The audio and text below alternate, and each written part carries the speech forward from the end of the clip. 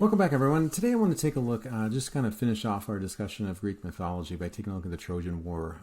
We were taking a look at last time some of the understandings of the origin of the world according to the Greek mindset and some of the differences that we can see. And I want you to be able to compare and contrast that to some of the Judeo-Christian understanding of the creation of the world and some of the stories that we share.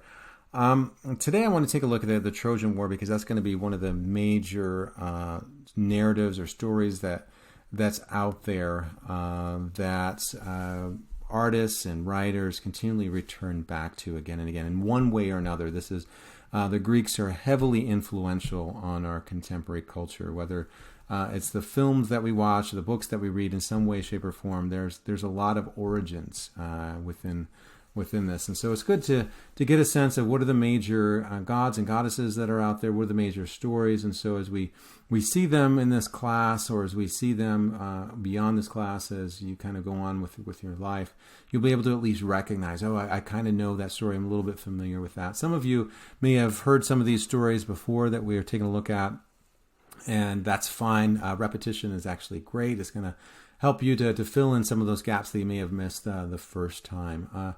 Well, I want to take a look at with the Trojan War just for a few minutes here, kind of more of a mini lecture, because this is really going to be the foundational element of a lot of Western literature. And what we see here is it begins with this moment. This is the wedding feast of Thetis, who's a minor sea goddess, and her husband, who's mortal, Peleus.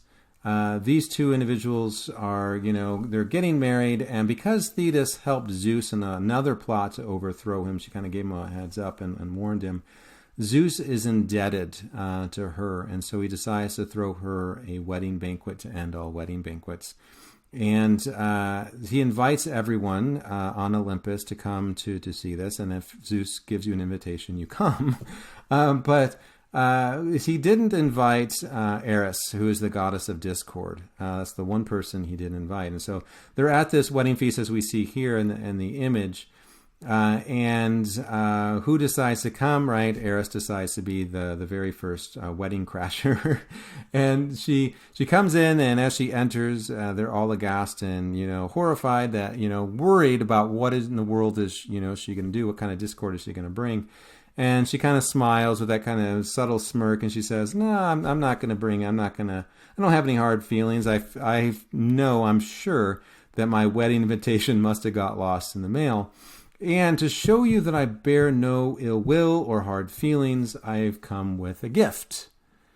And that gift is I'm going to give a golden apple to the fairest goddess that's on Olympus." And so, it sounds like a gift, right? But what do you think is going to happen as a result of this, right? All the goddesses start fighting over the apple. And Zeus, mainly his role within Olympus, among the gods, and even with mortals, is to bring justice and balance, right?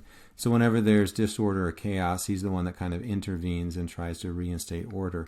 And so he sees these, goddesses fighting over this apple, and he's like, nope, not on my watch, not at my wedding party. So he picks up the golden apple and he hurls it right off of Olympus. So I want you to think about some of the cultural elements that might stem from this, right? So think about what at weddings, or what moments at weddings do women fight over something to be the fairest woman in the room, right? And that's the bouquet, right? So that kind of comes from these ideas. These cultural elements have roots. They have origins to them. And so just one of many things that we've gotten from our past, right? From Greeks. And so what happens, just kind of finish off the story, Zeus hurls the apple down to earth, and it just happens to land at the feet of this individual known as Paris.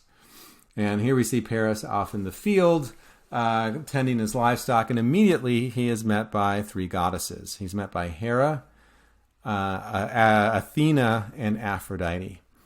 And each of them are trying to position themselves to get the apple out of Paris, and they're offering him gifts if they give it to them. Hera says, if you give me the apple, I will make you the king of all of Asia Minor. Right? And that's mainly the world to the Greeks, right? That's almost their entire world. And so he's like, that's actually pretty cool. That's, he's about ready to give it to her. And then Athena steps in and says, but if you give me the apple, I'm going to make you, right? Athena is the goddess of wisdom.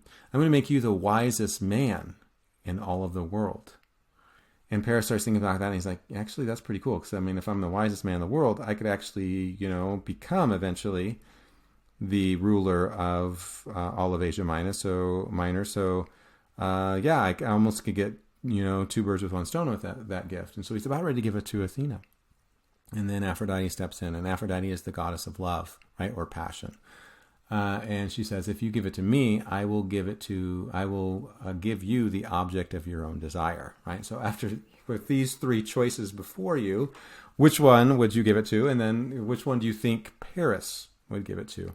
And he gives it to Aphrodite, right? So he kind of goes with that similar to what we talked about last time with this idea of eros, or love, this dissolver of flesh, right? It overcomes the mind and reason. So he's like, actually, that's what is going to happen. So that's kind of the backstory of what happens within the Trojan War. And so what happens as a result of this is Priam, who is the king of all of the Trojans, sends his son Paris, who got the golden apple, gave it to Aphrodite. He sends him on a diplomatic mission to Sparta, where Menelaus is the king of Sparta, and he's also the brother to the king of all of the Greeks, Agamemnon. And Agamemnon is kind of the king of all the Greeks, and then each person has their own region or their own kind of rule, or kind of like, if you think about this as the United States, each one of them would have their own state that they kind of are a governor of, right? And so Menelaus is kind of the quote-unquote governor. They wouldn't call it that. They call it the king, right? The king of Sparta. And so Paris is over there on a diplomatic mission, trying to make an alliance for his father to strengthen the Trojans' position in the world. And while he's over there, right, interacting with Menelaus, all of a sudden Menelaus' wife walks in the room, and her name is Helen. And Paris is completely enamored. He's just head over heels, like instant love, right? Love at first sight kind of thing. And then he goes to Aphrodite and says, hey, you know what? You remember that golden apple I gave you and you promised? This is who I want, right? And so in the middle of the night, while Menelaus is sleeping, Paris and Helen sneak off back to Troy. Menelaus wakes up and is like, hey, has anyone seen Helen, my wife? And he can't find her. And then he's like, that's weird. And then he starts looking for Paris. He's like, wait a minute. Paris is not here. Helen's not here. Wait a minute, something's not right. So he realizes that Paris ran off with his wife, and so then he's like, not only did he run off with my wife, but I mean he was a guest in my home. There's certain things that you just shouldn't do. That's one of them. And so he says this is an assault against the Greek people. It's an assault against me. So he goes to Agamemnon and says, look, brother, you know what? They ran off. We can't have this. We can't have people coming in to our kingdom and running off with our women. We need to get our justice, right? And so Agamemnon was like, you're right. So they then launch 1,000 Greek ships to go get Helen back from the Trojans, right? So this is the beginning of the Trojan War. And so the main players on the Trojan side, Priam is the king of the Trojans and the father of Paris. He is too old to fight, so generally he stays behind the Trojan wall and just kind of watches from afar. Hector is the leader, kind of the second in command of the Trojans. He's the main military general, I would say. And then Priam's wife is Hecuba. She's the mother of Hector and Paris. But he has a number of wives, and he has like 20-some kids, just as a side note. Then Hector is his oldest son, and also the leader, and his wife is Andromache. And then Paris, and then his wife, I guess now that he stole from Menelaus, is now Helen. And then on the Greek side, you have Agamemnon, the king of the Greeks, Menelaus, who is his brother, king of Sparta, who is the one that mainly they're all fighting because of his slight. And then you have Achilles. Achilles is the main military muscle for the Greeks. He's also the son of Peleus and Thetis. And so this wedding feast here, they get married, and then their son is Achilles. And what's interesting about that is the mother, Thetis, who's a goddess, right? So she wants her son to have, everything that's available to her. And so she dips him in that immortal flame, just like Demeter was doing with that baby. She dips him in the immortal flame. Everything except for, she's holding him by the feet. Everything except for his heel gets dipped into that immortal flame. And so everything about him is immortal except for his heel, right? Which is where the phrase the Achilles heel comes into play. And so that's his only vulnerable spot. And then Patroclus is Odysseus's cousin. Achilles' cousin. And then he comes into play later in the story.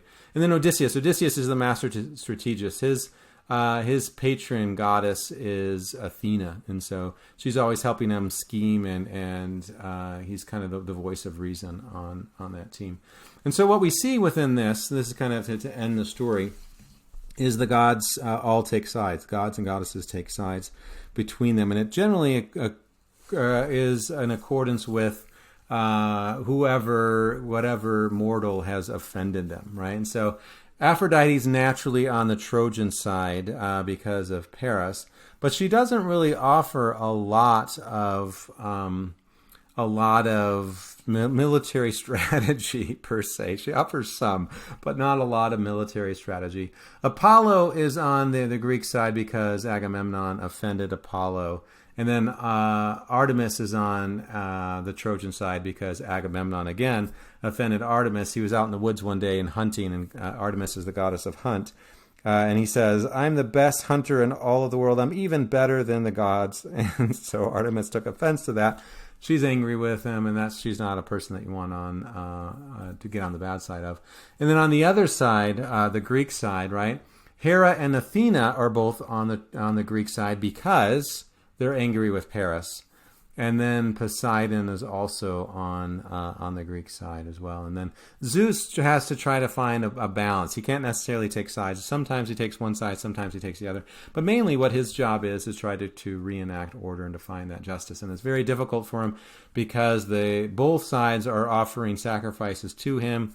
And both of the gods and the goddesses are trying to maneuver and win his favor to have their mortals, or in some cases it seems like mortals are pets, to win over their other one. Mainly what that serves to the gods and goddesses is say, hey, I'm better than this other god or goddess. And so it mainly is self-serving.